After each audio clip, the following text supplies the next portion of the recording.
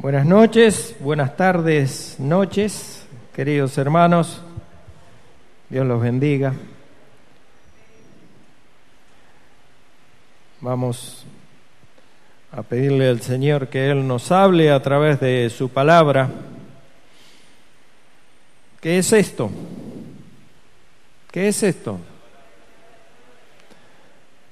¿Esto contiene la palabra de Dios o es la palabra de Dios? Amén, así es. Esto es la pura, santa, incorruptible, inerrante y autosuficiente palabra de Dios. El alimento que todo cristiano debe anhelar, con el que debe desayunar, debe almorzar, debe cenar, debe ser el bálsamo para su sueño a través de la oración.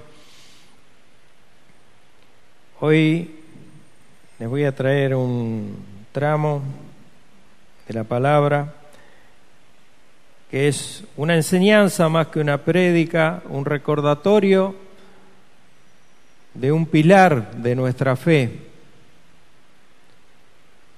Es tan importante que es el fundamento de nuestra fe, nada más ni nada menos que el fundamento de nuestra fe. De lo que vamos a hablar esta noche es de lo que nos diferencia de todas las religiones falsas de este mundo, porque no hay religión verdadera más que esta, que está en esta bendita palabra de Dios. Y ese pilar fundamental, después de la encarnación de nuestro bendito Señor Jesucristo, es lo que nos da la esperanza cierta de la vida eterna, nada menos. Y es el tema de la resurrección. Como Cristo resucitó, así esperamos resucitar nosotros, pero debemos estar firmes en esto, sabiendo de dónde viene. ¿Dónde está en la palabra el tema de la resurrección? Porque falsamente se enseñan cosas de la palabra de Dios que no son lo que Dios dice. Y muchas sectas que hoy pululan y salen de dos en dos todos los domingos, casa por casa, a predicar un falso evangelio, niegan esto precisamente, como niegan la deidad del Señor Jesucristo, y llevan un camino que los conduce al mismísimo infierno, a ellos y a todos los que creen en su palabra falsa. Pero sabemos que Dios trae a los suyos, Él los conoce, y nosotros, todos los que estamos aquí, oro a Dios para que seamos esos que son suyos, que no nos dejemos desviar, que no claudiquemos en la fe, porque es las arras de nuestra herencia, nuestra fe se tiene que mantener. Vamos a hablar de dos palabras muy importantes, que ya las van a ver ustedes, pero primero vamos a orar, a pedir la dirección de nuestro Señor. Nuestro Padre eterno, nuestro buen Dios y Señor, Rey de reyes, como cantábamos recién, Señor de señores, nombre que es sobre todo nombre, el único Dios vivo y verdadero. A ti oramos, Señor, a ti clamamos en esta noche para que tú nos asistas. Y este siervo que está delante tuyo dirigiendo esta oración te pide que le des fortaleza, dirección, guía, Señor, que hable a través de tu Espíritu Santo, Señor, y no de palabras de hombre. Que tú nos hables de esa obra maravillosa que hizo Cristo al vivir nuestra vida cuando nosotros no podíamos, Señor. Esa obra portentosa que fue morir en nuestro lugar en la cruz haciendo expiación por nuestros pecados. Y fue sepultado nuestro Señor, pero al tercer día, aleluya, Él resucitó. Y eso es lo que queremos compartir esta noche, Señor, a través de la voz de tu Espíritu Santo.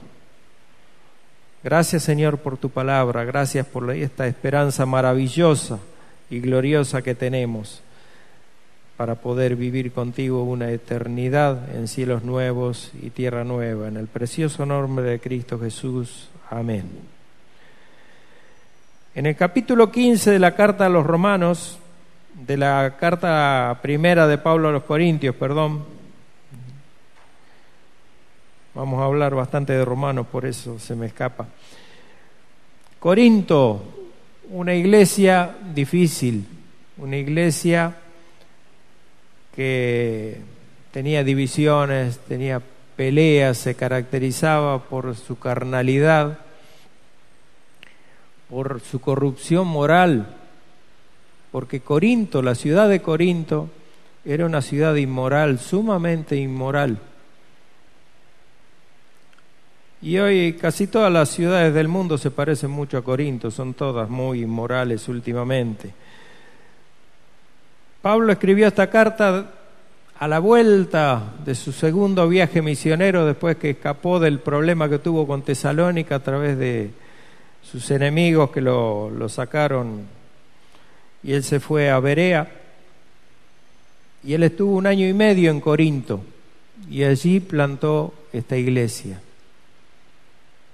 Y los corintios escucharon el evangelio que Pablo les predicó, y los corintios creyeron, y los corintios se convirtieron. Pero los corintios no entendían muy bien muchas cosas, entonces durante toda su estadía Pablo estuvo corrigiendo errores, pero después que se fue Pablo, como siempre ocurría en las iglesias apostólicas que se iban fundando, venían los falsos maestros a meter falsa doctrina, a sembrar cizaña entre el trigo. Pero los corintios no fueron como los gálatas, los corintios retuvieron el evangelio de Pablo, aunque con sus desvíos, con sus grandes problemas y con sus dudas, ellos retuvieron la palabra del evangelio. Ahora lo vamos a ver a eso. Y vamos a leer este capítulo 15 de la carta que habla de la resurrección de los muertos, como titula la Reina Valera. Tiene 58 versículos. Yo dividí esto porque es imposible, por la profundidad que tiene en la segunda parte. Lo dividí en 2 unidades de pensamiento, que va en la primera que vamos a ver hoy, del versículo 1 al versículo 23. Y después Dios sabrá en qué momento vamos a hacer el resto, porque lo amerita, es algo muy hermoso, muy importante lo que Pablo nos declara acá. Vamos a leer la carta, este tramo de la carta, empezando por el versículo 1, dice la palabra de Dios: Además os declaro, hermanos, el evangelio que os he predicado, el cual también recibisteis, en el cual también perseveráis. Estos son 2 verbos importantes, guárdenlo en su mente. Por el cual asimismo, si retenéis también la palabra que os he predicado, sois salvos, si no creísteis en vano. Porque primeramente os he enseñado lo que asimismo recibí, que Cristo murió por nuestros pecados, conforme a las Escrituras, y que fue sepultado y que resucitó al tercer día, conforme a las Escrituras, y que apareció a Cefas y después a los 12. Después apareció a más de 500 hermanos a la vez, de los cuales muchos viven aún y otros ya duermen. Después apareció a Jacobo, después a todos los apóstoles, y al último de todos, como un abortivo, me apareció a mí. Porque yo soy el más pequeño de los apóstoles, que no soy digno de ser llamado apóstol, porque perseguía la iglesia de Dios. pero por la gracia de Dios soy lo que soy, y su gracia no ha sido en vano para conmigo. Antes he trabajado más que todos ellos, pero no yo, sino la gracia de Dios conmigo. Porque o sea yo, o sean ellos, así predicamos y así habéis creído. Pero si se predica de Cristo que resucitó de los muertos, ¿cómo dicen algunos entre vosotros que no hay resurrección de muertos? Porque si no hay resurrección, tampoco Cristo resucitó. Y si Cristo no resucitó, vana es entonces nuestra predicación, vana es también vuestra fe.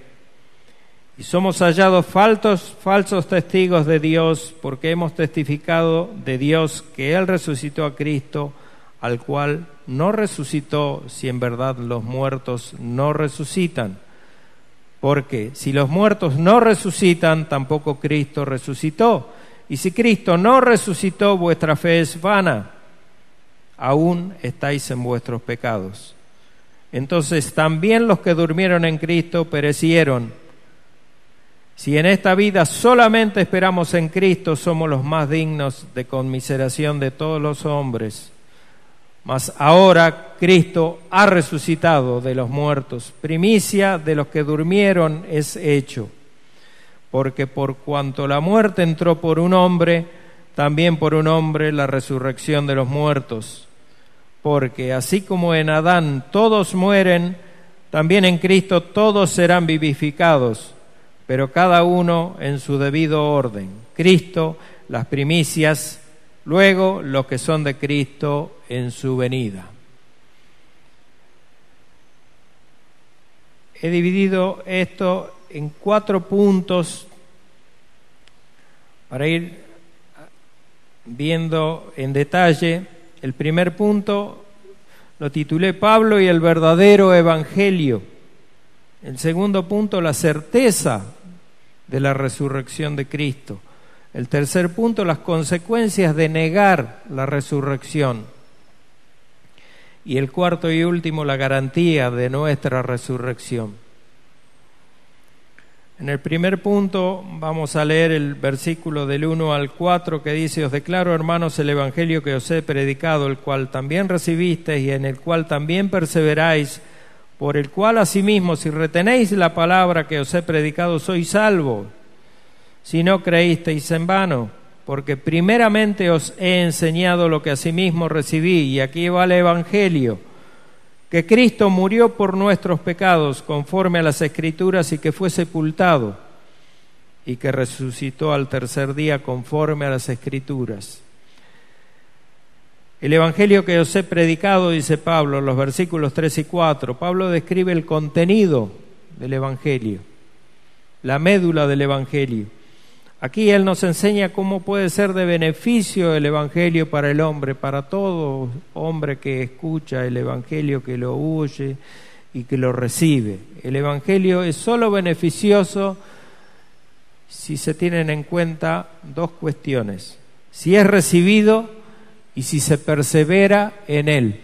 No basta con recibir el evangelio, hermanos amados. No basta con escuchar el evangelio y el haber sido evangelizado, entre comillas. Hay que perseverar en el evangelio. Ahora vamos a ver en detalle esto. La palabra evangelio significa buenas noticias, buenas nuevas de salvación. Que podemos ser salvos ¿de qué? Del castigo de Dios, porque Dios, ¿qué pasa? Ama a todo el mundo, dicen. Ama al pecador con su pecado y todo, o ama al pecador y odia al pecado. ¿Cómo es eso? ¿Dónde está? ¿Qué versículo es ese que tanto lo citan? Eso no está en la Biblia. Dios está airado contra el pecador todos los días.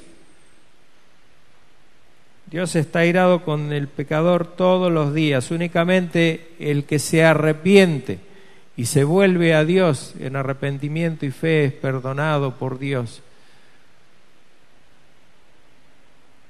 Los cristianos corintios primero recibieron el evangelio. Los cristianos corintios perseveraron en el evangelio. A pesar de todos sus problemas, habíamos dicho, los primeros capítulos habla de divisiones, habla de desvíos, de una inmoralidad en el capítulo 5 que es evidente, una forma rara de ser iglesia, falta de entendimiento, pero permanecieron firmes en el Evangelio. En cambio los Gálatas, como nos habla Pablo en el capítulo 1, versículos 7 y 8, ellos se desviaron del Evangelio, y si alguien venía a traerle, dice Pablo, otro evangelio, así fueran ellos o un ángel del cielo, sea ¿qué? Sea anatema, sea maldito de Dios. Eso no comprendían los Gálatas, los corintios lo sabían. Ellos sabían que había un solo evangelio, por el cual asimismo, si retenéis la palabra, dice Pablo, que os he predicado, ¿sois qué? Sois salvos. Los cristianos corintios han hecho bien, recibieron y permanecieron en el Evangelio, pero necesitaban continuar haciendo las cosas bien. Y esto es perseverar reteniendo el Evangelio que Pablo les predicó. En Juan 15:5, cuando el Señor nos habla de la vid verdadera, ¿cuál es la palabra que resalta en todo ese tramo de 17 versículos? Permanecer, permanecer. Cada cristiano debe tomar una responsabilidad sola, seria, de no tener solamente un buen pasado, no creerse solamente una buena persona y no tener solamente un buen presente, sino determinado siempre debe estar el cristiano a permanecer en el Evangelio, recordándose el Evangelio todos los días, porque eso es lo único que nos va a mantener con los pies sobre la tierra, sabiendo lo que realmente somos ante Dios. Somos obra de su pura gracia, porque somos salvos únicamente por su gracia, porque Dios quiso que así fuéramos. Si no creíste en vano, continúa Pablo, si uno deja de lado el Evangelio, todas las creencias previas no harán ningún bien. Si nosotros conocemos nada más que el Evangelio acá y lo tenemos aquí en la cabeza, no nos hace ningún bien. Es como si hubiéramos creído en vano. Perseverar es la clave, ya que la perseverancia en la fe es la verdadera marca de un cristiano regenerado, un cristiano nacido de nuevo. La perseverancia es la clave. En el marco de las persecuciones venideras, ahí en Mateo 10, versículos 21 y 22, el Señor mismo nos dice, el hermano, palabras muy fuertes, ¿no? Pero que van a ser realidad, esto se viene, hermanos queridos. El hermano entregará la muerte al hermano y el padre al hijo, y los hijos se levantarán contra los padres y los harán morir. Y seréis aborrecidos de todo por causa de mi nombre, mas el que persevere hasta el fin, éste será salvo. Mucho y mal se ha interpretado esto, mucho y mal. Estas palabras acerca de perseverar, sabemos que la salvación no es por obras, es por la sola gracia. Así que perseverar no es lo que nos asegura nuestra salvación, al contrario, perseveramos cuando somos salvos o porque somos salvos. El que persevere hasta el fin, el que persevere cuando tenga la espada en la cabeza y no niegue a Cristo, ese será salvo. Pero el que niegue a Cristo en momentos tan difíciles como la pérdida de su propia vida, la de sus hijos, la de su familia, lamentablemente es porque nunca alcanzó la salvación, nunca alcanzó a ser regenerado verdaderamente. La misma enseñanza la encontramos en la parábola del sembrador en Mateo 13, en Marcos 4, Lucas 8. El fruto del Espíritu solamente se da en aquellos que atesoran la buena semilla en buena tierra, y ésta da fruto a 30, 60, 100 por uno. Así es que el que recibe el Evangelio y lo retiene y persevera en él. En cambio, las que caen en pedregales, dice el sembrador, y cae entre espinos, es ahogada, la planta muere y no da fruto. Esos son los que escuchan el Evangelio y lo dejan. Total, yo soy salvo, tengo un primo en la fe, creo que somos primos, no me animo a decirle hermano, porque él dice, yo ya hice la oración, yo ya soy salvo, así que hago lo que quiero. Hermano, no es así, porque el cristiano tiene una marca, que es la regeneración. Todas las cosas son hechas nuevas en él, y el cristiano busca la santificación por amor a su Señor, que lo salvó, no por obligación ni por temor al infierno solamente. Porque nos da temor el infierno, sí, la condenación nos da pavor, pero no es esa la causa principal por la cual yo me quiero santificar. Es la causa principal, es el amor al Señor que nos salvó, que dio su vida por nosotros. La reflexión en cuanto a las palabras del Pablo hasta aquí nos hacen reflexionar, valga la redundancia, sobre qué tan bien arraigada está ese Evangelio, esas palabras del Evangelio en cada uno de nosotros. ¿Qué tan seguro estás de tu salvación? ¿Atesoras el Evangelio que recibiste? ¿Perseveras en él cada día como nos demanda la palabra cuando le dice Pablo a los filipenses? Por tanto, amados míos, como siempre habéis obedecido, no en mi presencia solamente, sino mucho más ahora en mi ausencia, ocupaos de vuestra salvación con temor y temblor, porque Dios es el que en vosotros produce así el querer como el hacer por su buena voluntad.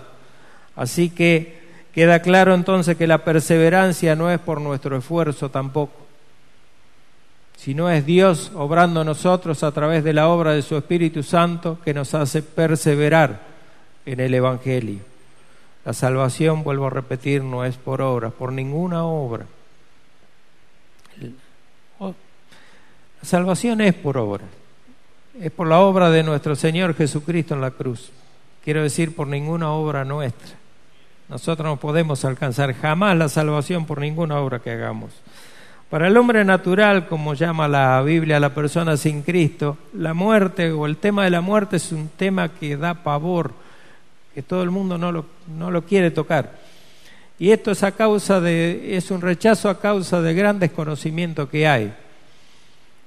Cierto día, una vez le preguntan a esa monja misionera llamada Teresa de Calcuta, le llaman Madre Teresa, algunos, yo no, mi mamá falleció.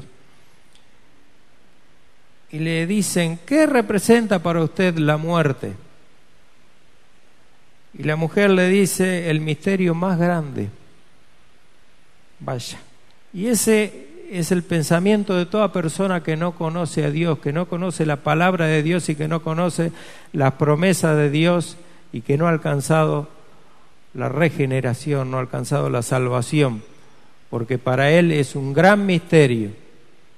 Para el hombre de la calle sin Cristo, todos los que mueren van al cielo, sobre todo sus seres queridos. No le va a tocar que mi mamá se va al infierno, que mi papá se va al infierno, que mi hermano se fue al infierno porque no cree en Cristo, porque no es así. A mí me ha tocado, casi me han pegado por predicar el Evangelio de la manera que se predica apostólicamente. Entonces, el hombre no conoce y por ignorancia se termina en el infierno, por pura ignorancia y por su duro corazón no arrepentido. Y bueno, nosotros sabemos que porque no es tal vez uno de los elegidos, pero a la persona no le podemos hablar, nosotros tampoco sabemos. Un día a Spurgeon le preguntan, doctor, le dicen, usted que es calvinista de 5 puntos, dice, ¿por qué predica el Evangelio tanto? Y dice, por 2 razones. La primera, porque todavía no he encontrado a ninguno que tenga un cartelito que diga elegido. Y la segunda, porque la Biblia me lo ordena, me lo manda, Dios me lo manda.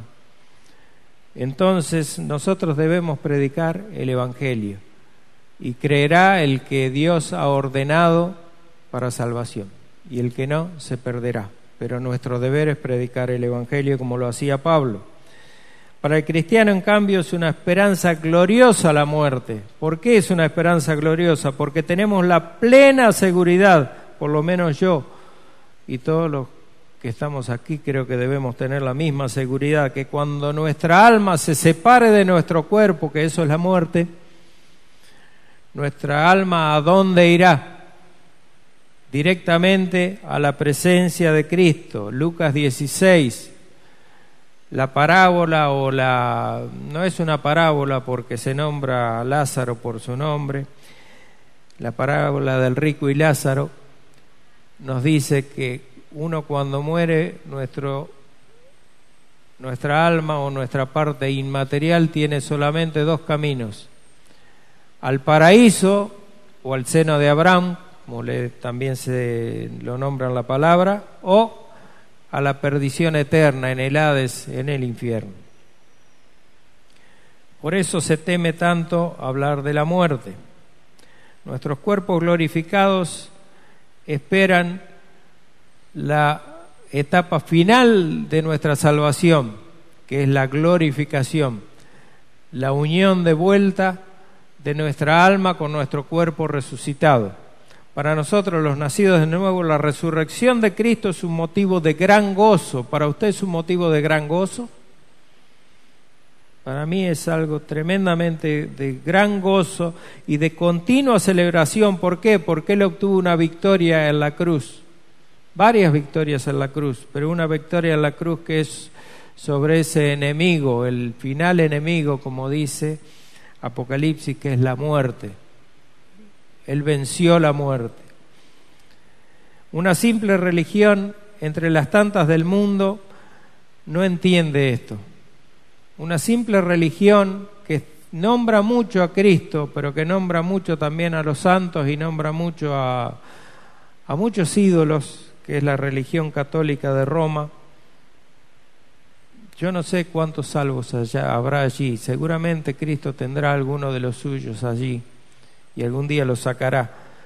Pero la única salvación está en Cristo y en la fe que nosotros tenemos, y así alcanzaremos la resurrección cuando el Señor vuelva.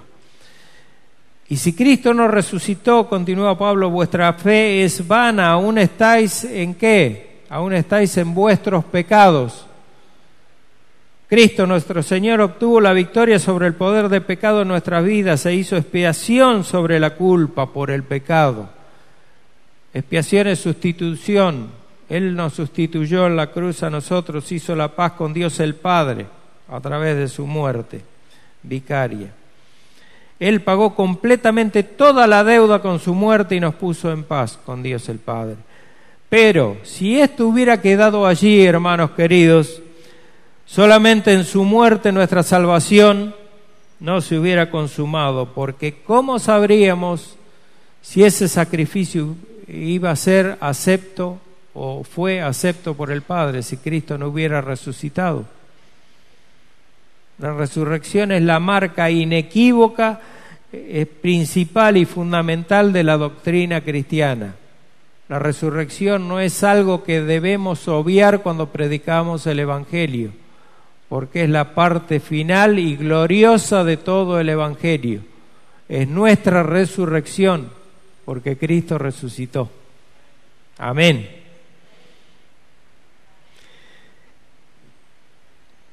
Además, la resurrección de Cristo es una muestra algo que nos muestra sin duda quién era realmente ese hombre que murió en la cruz.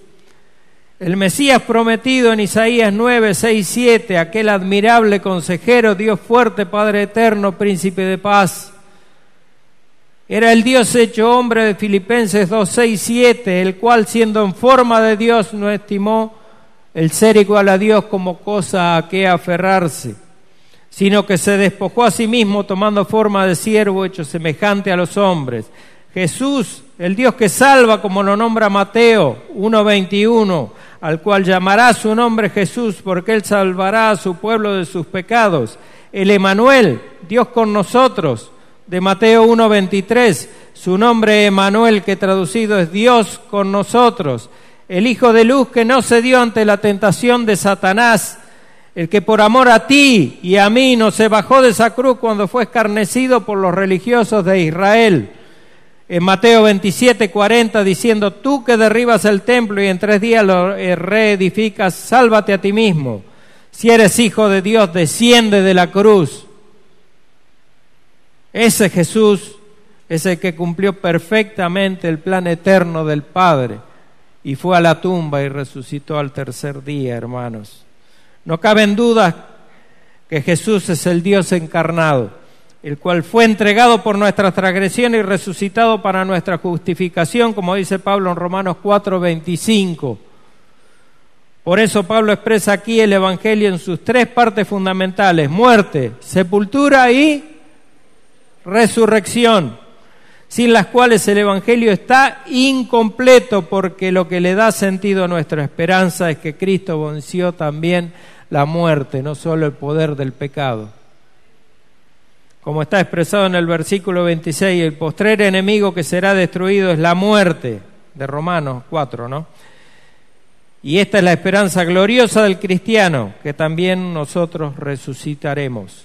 Segundo punto, la certeza de la resurrección de Cristo y el poder transformador de esta resurrección. Por lo tanto, la fuerza y poder, por lo que vimos, la fuerza y poder de la Iglesia radica en la resurrección de Cristo, que obró como un poderoso transformador del carácter y convicciones de aquellos afortunados que tuvieron y fueron testigos en el hecho maravilloso de la resurrección, según lo relata Pablo en los versículos 5 al 8, que dicen, y que resucitó al 3er día conforme a las Escrituras, y que pareció a Cefas, que es Pedro, y después a los 12. Después apareció a más de 500 hermanos a la vez, de los cuales muchos viven aún y otros ya duermen.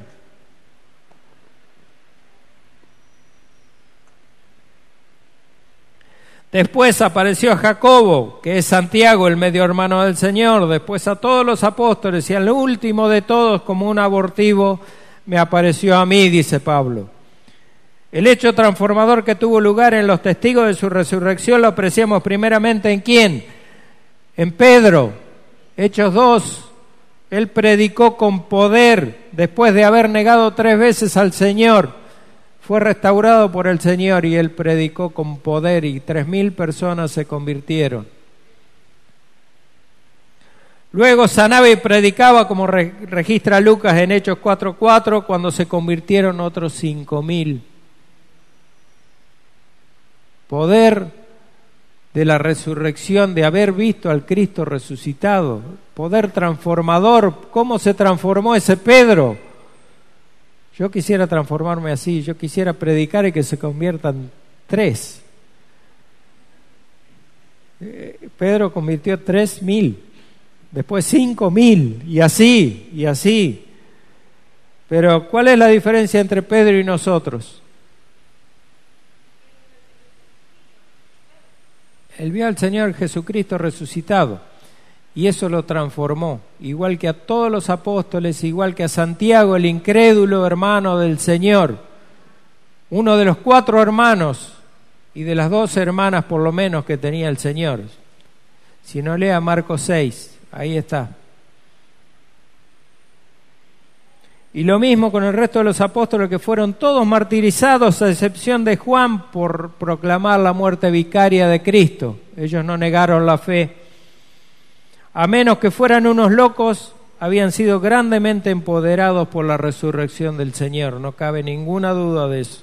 De igual manera, los más de 500 testigos, a lo que Pablo llama hermanos, porque ellos se habían convertido y predicaban el Evangelio.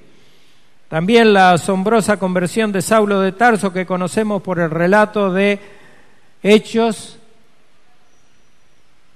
9, hermanos. Hechos 9 relata la conversión de Saulo de Tarso en el Pablo que conocemos, en el Pablo que escribió 13 epístolas, nada menos. 14 si consideramos la carta a los hebreos, como escrita por Pablo. Algunos dicen que sí, otros dicen que no. A mí me gusta decir que sí. Es hermoso, es hermoso. dice que tiene una, no me quiero desviar, pero dice que tiene una forma de expresión que no es propia de Pablo. Pero lo que no dicen es que el público al que se dirigía Pablo era el pueblo judío, no era a los gentiles. Entonces la forma en que escribía Pablo a los judíos era muy diferente, tenía que ser muy diferente, tenía que ser doctrinalmente muy antiguo testamentario.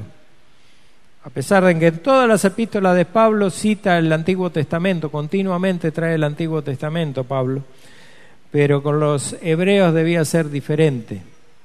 Bueno, pero eso es un paréntesis. Y al último de todos, como un abortivo me apareció a mí, dice Pablo, porque yo soy el más pequeño de los apóstoles, que no soy digno de ser llamado apóstol, porque perseguí a la iglesia de Dios. Pero por la gracia de Dios soy lo que soy. Y su gracia no ha sido en vano para conmigo. Antes he trabajado más que todos ellos. Se refería a sus colegas los apóstoles. Pero no yo, sino la gracia de Dios conmigo. Porque sea yo o sean ellos, así predicamos y así habéis creído. Como un abortivo. ¿Por qué les parece que Pablo dice como un abortivo? Yo creo que Pablo no tuvo el tiempo de gestación de 3 años que tuvieron el resto de los apóstoles junto al Señor. Él fue así, convertido. El Señor se le apareció y la conversión de Pablo es una muestra única. Otra muestra única que no dejan dudas acerca de la soberanía divina de la elección. Dios elige a quienes van a ser sus hijos, a quienes van a ser parte de su pueblo. Seguramente Pablo no estaba buscando a Dios. Pablo estaba buscando matar a los cristianos o encarcelarlos para después matarlos o llevarlos al circo romano, que era la costumbre de esos tiempos. Dios lo buscó a Pablo y instrumento elegido me es para llevarlo ante los gentiles a predicar el Evangelio. Después lean Hechos 9, es hermoso. Porque sean yo o sean ellos, dice, esta frase nos dice que hay un solo evangelio que predicaban todos los apóstoles, un único evangelio, no predicaban Pedro un evangelio, Juan otro evangelio.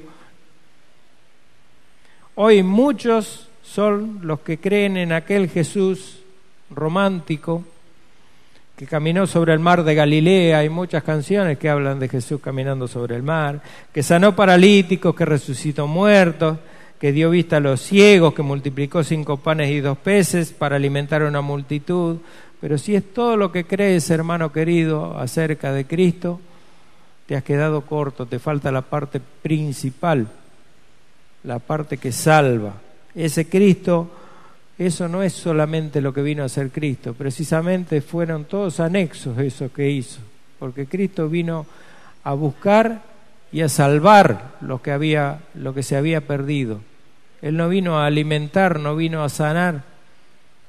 Vino a sanar, vino a regenerar gente, vino a regenerar aquellas ovejas perdidas y volverlas a su redil, a su propio redil. La resurrección de Cristo es el único hecho que garantiza nuestra resurrección. ¿Y cuándo será? Cuando Él vuelva en gloria. Porque sean yo o sean ellos, así predicamos y así habéis creído. Los que niegan la resurrección no son pocos. El versículo 12 dice, pero si se predica de Cristo que resucitó de los muertos, ¿cómo dicen algunos de entre vosotros que no hay resurrección de muertos? Nos encontramos entonces que por ser la resurrección de Cristo un hecho comprobado e innegable y un hito central y piedra angular de la fe cristiana, de nuestra fe, ha sido atacado por los 4 costados. Fieramente, de todas las maneras posibles, desde aquellos primeros tiempos de la Iglesia Apostólica, como hasta nuestros días, a través de libros y películas que se basan en libros como el tristemente célebre Código Da Vinci, propiciado por la Iglesia del Papa Francisco. Y filosofías heréticas como el docetismo, del cual deriva el gnosticismo, también por el difundido pensamiento platónico del dualismo. Eran filosofías helénicas que se llaman, desarrolladas en Grecia. 400 años antes de la venida de nuestro Señor Jesucristo, en el periodo de esos 400 años de silencio, florecieron pero cientos de doctrinas basadas en filosofías griegas. El monismo, los maniqueos. Uno de los grandes teólogos de la fe cristiana era maniqueo, Agustín de Hipona, pero después Dios lo sacó de ahí.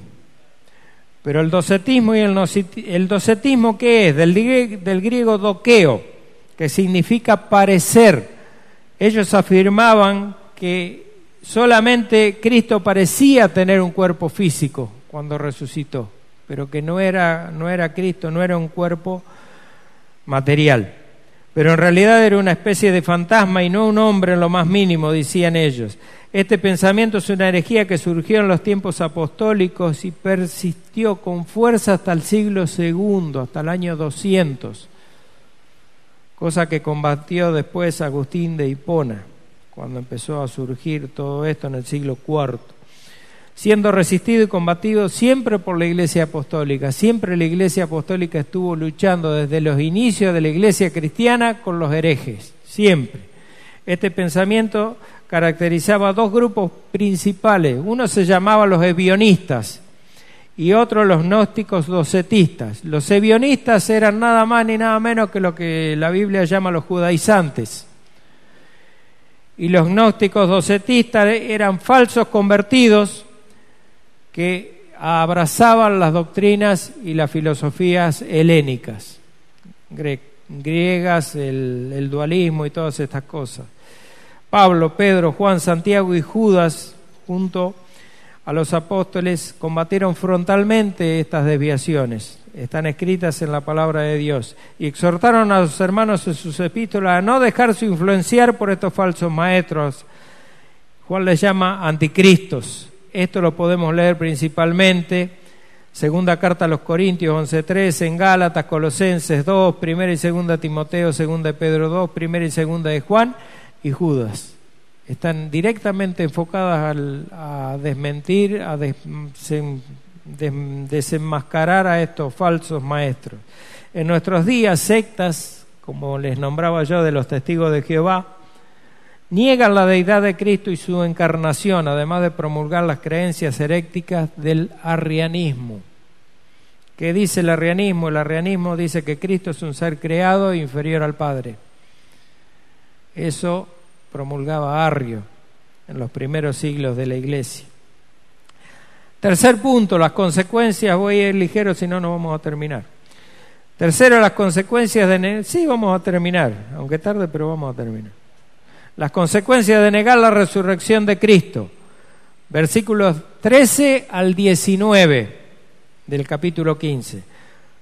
Dice Pablo, porque si no hay resurrección de muertos, tampoco Cristo resucitó. Y si Cristo no resucitó, vana es entonces nuestra predicación, vana también es vuestra fe. Y somos hallados falsos testigos de Dios porque hemos testificado de Dios que Él resucitó a Cristo, al cual no resucitó si en verdad los muertos no resucitan. Porque si los muertos no resucitan, tampoco Cristo resucitó. Y si Cristo no resucitó, vana, vuestra fe es vana, aún estáis en vuestros pecados. Entonces también los que durmieron en Cristo perecieron. Si en esta vida solamente esperamos en Cristo, somos los más dignos de conmiseración de todos los hombres.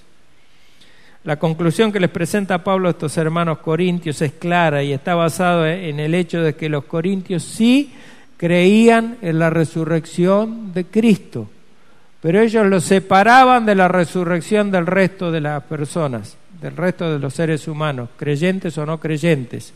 Ellos dudaban de eso. ¿A causa de quiénes?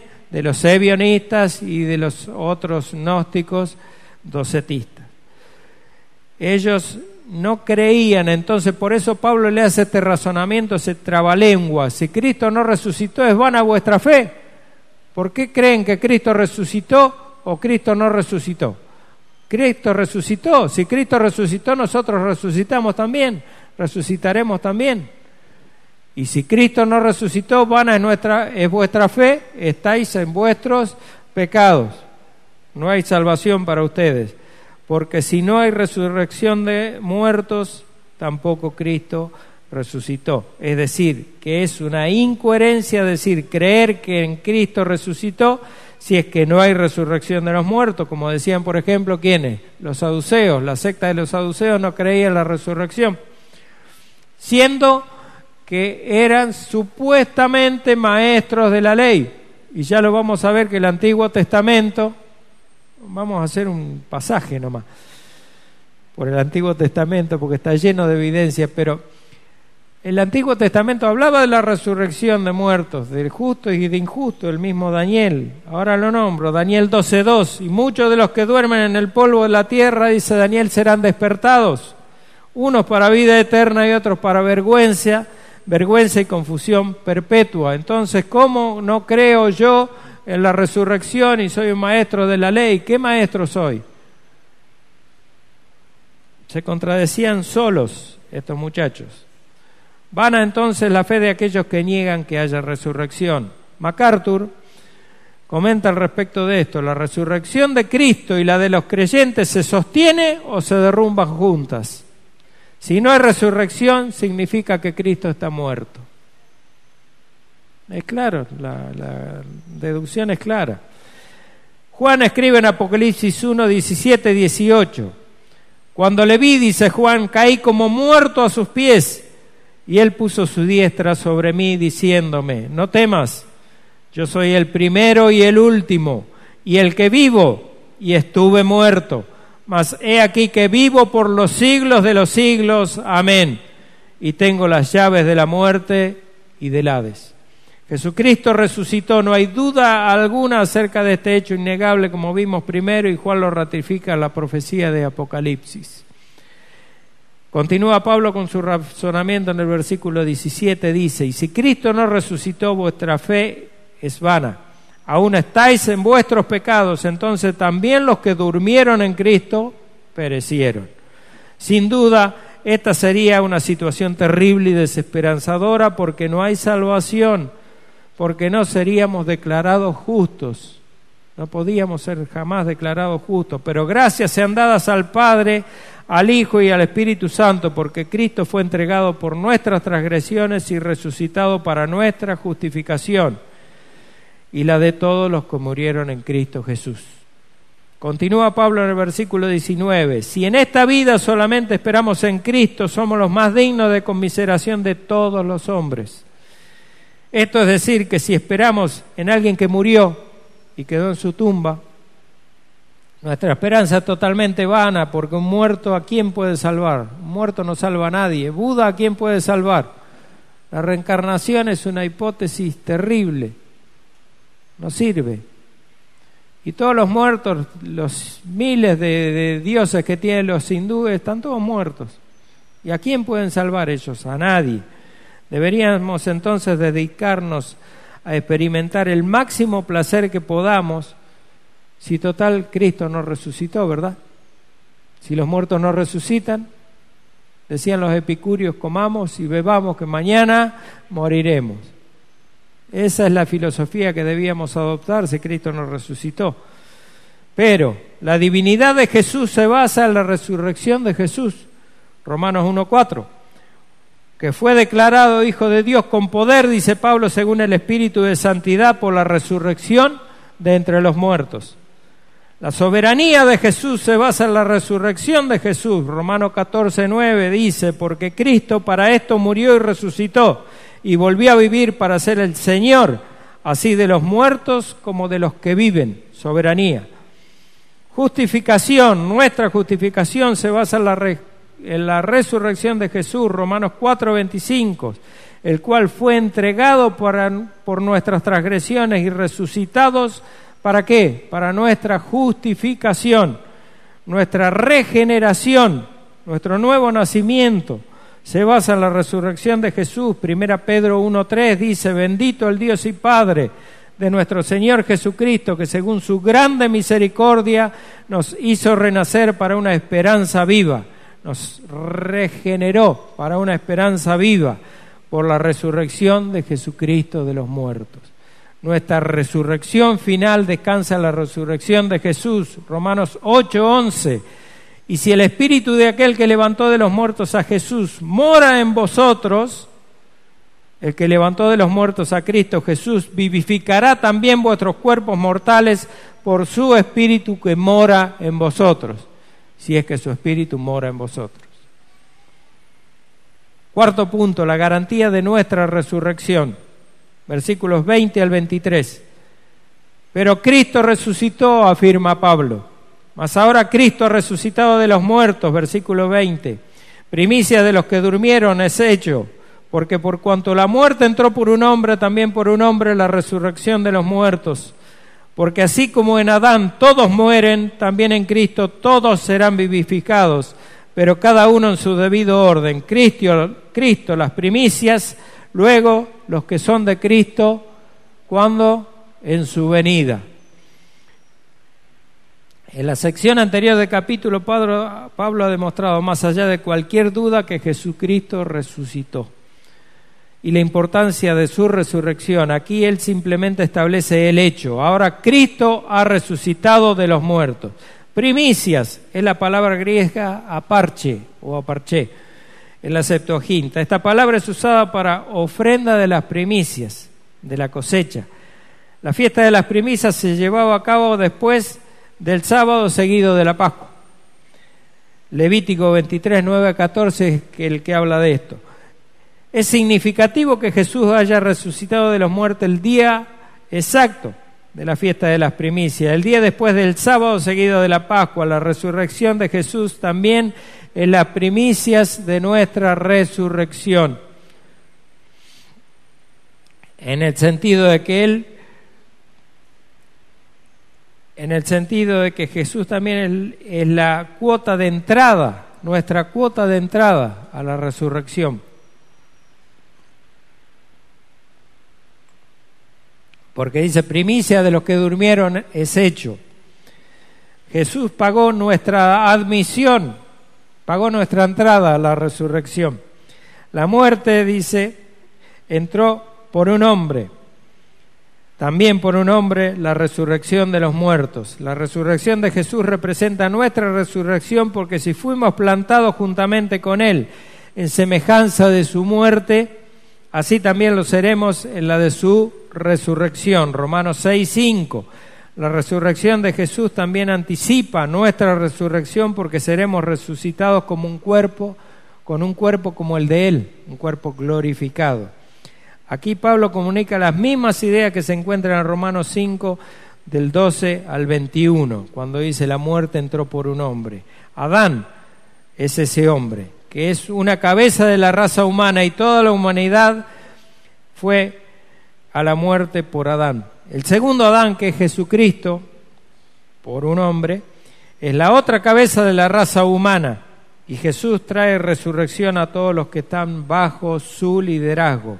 En Cristo, dice Pablo, todos serán vivificados. ¿Esto significa que todos son resucitados? Sí y no. Todos serán resucitados en el sentido de que recibirán un cuerpo de resurrección.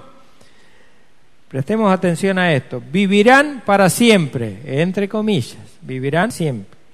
Jesús claramente habló tanto de la resurrección de vida como de la resurrección de condenación. A la resurrección de condenación no se le puede llamar vida, porque vivir una eternidad en el infierno no sé qué clase de vida puede ser. Juan 5:29 habla de esto. Por lo tanto, todos son resucitados, pero no todos recibirán la resurrección de vida. Algunos recibirán la resurrección de condenación. y vivirán para siempre en un cuerpo resucitado, pero en el infierno. O sea que ese vivirán es relativo. O sea, tendrán una existencia eterna sufriendo en el infierno. Cada uno en su debido orden, dice Pablo. Sería extraño e inapropiado para nosotros recibir además de un desorden, una resurrección antes de Jesús, porque Él es las primicias, lo dice la palabra. Por tanto, Él resucita primero como las primicias y después nosotros, ¿cuándo? En su gloriosa y esperada segunda venida. Ahí recibiremos nosotros en nuestro cuerpo glorificado. Resucitaremos con Él los que hayamos muerto. La venida de Jesús descrita aquí usa la palabra griega parusía. Tiene una referencia especial a su segunda venida, como en Mateo 24:27 dice: porque como el relámpago que sale del oriente y se muestra hasta el occidente, así será también la venida del Hijo del Hombre. ¿Dónde estará la venida secreta, el rapto secreto? Objeciones, seguramente habrá objeciones a todo esto de las primicias, del que Cristo resucitó primero, y van a citar el hijo de la viuda en tiempos de Elías, Primera Reyes 17, a Lázaro, Juan 11, y a Eutico de Hechos 20, 7 al 12, entre otros. Pero la respuesta es que estos volvieron a la vida en su mismo cuerpo y resucitaron para volver a morir. Nosotros hablamos de la resurrección como la unión de nuestra alma con un cuerpo glorificado, especialmente, un cuerpo especial, especialmente preparado, primero para poder mirar a Cristo a la cara y no ser muertos, no ser destruidos. Y segundo, para vivir una eternidad en cielos nuevos y tierras nuevas. Esa es nuestra esperanza, la esperanza de todos y cada uno de aquellos que han sido regenerados por la fe y justificados por la resurrección de Cristo, como vimos. La resurrección, hermanos queridos, es la piedra fundamental y la piedra angular del cristianismo, que la revela como la única religión verdadera. No hay otra religión en el mundo que hable de resurrección de los muertos para vida eterna con cuerpos glorificados. Así que yo creo que es un motivo de gran gozo. Me hubiera gustado, yo lo voy a hacer en algún momento, la segunda parte de esto hasta el versículo 58, porque ahí habla de la semilla cuando cae a la tierra, cuando la semilla muere, cómo la semilla se transforma y cómo nuestro cuerpo se va a transformar y cómo va a ser un nuevo cuerpo. Y hasta aquí llegamos. Amado Padre, nuestro buen Señor y Dios, te damos gracias, Padre, porque tú nos aseguras a través de la resurrección de nuestro Señor Jesucristo la entrada a nuestra propia resurrección con cuerpos glorificados para pasar una eternidad junto a Él, Señor, junto a ti. Gracias, Padre Santo, porque esta verdad innegable, esta verdad maravillosa, esta verdad gloriosa, que fue verdad por el sacrificio expiatorio perfecto y único de Cristo en la cruz, en nuestro lugar, a nuestro favor, que satisfizo totalmente tu demanda de justicia por el pecado, nos da la esperanza gloriosa, Señor, de pasar una eternidad contigo. Y yo sí, Señor, quiero estar muerto cuando Cristo venga, porque quiero saber, quiero experimentar ese nuevo cuerpo unido con mi alma que ya ha estado con el Señor allí en el cielo. Padre Santo, ven pronto. Envía pronto a tu Hijo, pon pronto a sus enemigos debajo de sus pies como estrado, para que Él vuelva por su iglesia, para que Él nos lleve, Señor, para estar una eternidad contigo. Te lo pedimos y te damos gracias, Señor, en el precioso y único nombre que es sobre todo nombre, en el nombre de Jesucristo. Amén y amén, Señor.